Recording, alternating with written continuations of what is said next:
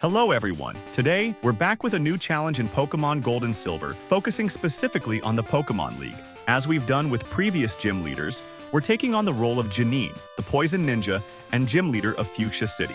In the second generation games, she replaces her father, Koga, who has joined the Pokémon League. So today might be our chance to see them meet, which is a pretty unique occurrence. As a master of camouflage, Janine's team consists of 5 Poison-type Pokémon. Let's take a look at her lineup for this battle. It's not exactly impressive. Her first Pokémon is in Crobat, and it's already 4 levels below the league's first Pokémon, sitting at exactly level 40. Its move pool is underwhelming. Confuse Ray and Supersonic are redundant. The stab attack wing attack isn't particularly strong. And Screech feels more like the sound of teeth grinding as we look at Janine's team. If you're hoping the rest of her team is more powerful, you're out of luck.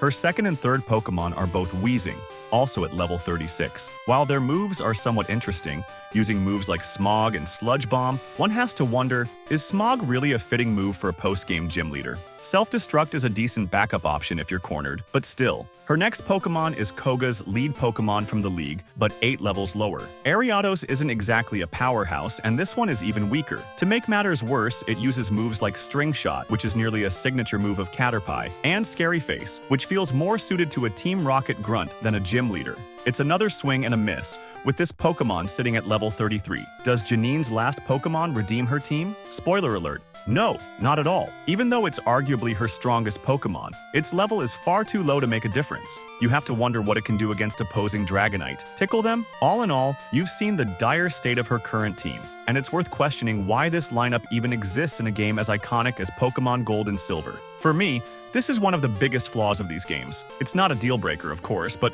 the difficulty curve is definitely poorly balanced. Anyway, enough talking. Let's face Will and his Psychic-type Pokémon to see if we can pose a threat to him. He sends out the classic Xatu, that never changes, which we counter with Crobat. Right off the bat, we'll try a confusion strategy. There aren't many other options. Crobat uses Confuse Ray on Xatu. It's a half success. While Xatu is indeed confused, it manages to hit us, leaving our HP down to 11. It's time to go on the offensive, and fortunately, Confuse Ray takes effect on the second turn, causing Xatu to hurt itself. There's a glimmer of hope when we see our attack can bring it into the orange zone, meaning 2 more hits might finish it off. Unfortunately, Arceus seems to have other plans for us. Xatu snaps out of confusion, uses a priority move, and lands a critical hit. Our first Pokémon is down, but we still have 4 left. Let's see if they can be of any use. Next, we send out our strongest Pokémon, a Venomoth, to try confusing the bird again, and this time it works. However, Xatu still manages to attack, and Psychic deals massive damage, knocking out Venomoth almost as quickly as it entered. It's a clean 2-0 so far, and now Ariados steps up again. At its level, there's no chance it can outspeed Xatu, and it gets one-shotted by Psychic without even landing a hit. Ouch, ouch, ouch. That leaves us with 2 wheezing, and the first one is sent out as a sacrificial lamb to take down Xatu. But for that to happen, it would need to outspeed the bird, which, as you might guess, it doesn't. This attempt also ends in failure. It doesn't take a genius to see that we're struggling against this Psychic-type Pokémon. At this rate, it's unlikely we'll win this battle, but we'll give it another shot. Who knows, maybe with a bit of luck we can pull it off. We restart the match the same way, but this time, Psychic hits directly. And if you have a sensitive heart, don't watch the massacre that follows. Yes, you're not dreaming. Janine doesn't even stand a chance. And even if by some miracle we manage to take down the first Xatu, there's still a second, stronger one waiting, along with an entire roster of Psychic Pokémon that can sweep our team and make this video obsolete. Since there's a little time left before signing off, let's try ranking the challenges we've completed so far, a sort of homage to Dro's 11.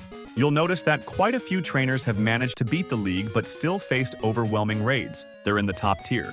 Below them are those who couldn't beat Lance, including trainers like Brock, etc.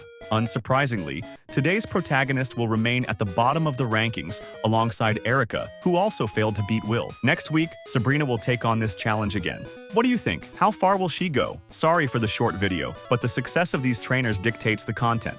And as I've said, I'm covering all the Kanto gym leaders in order so the poor performances of the 4th and 5th leaders do drag down the quality of Kanto a bit. Don't forget to leave a like, write a comment below to share your thoughts, and subscribe if you haven't already. It's those small gestures that help make videos like these more frequent. See you soon for more adventures. Au revoir.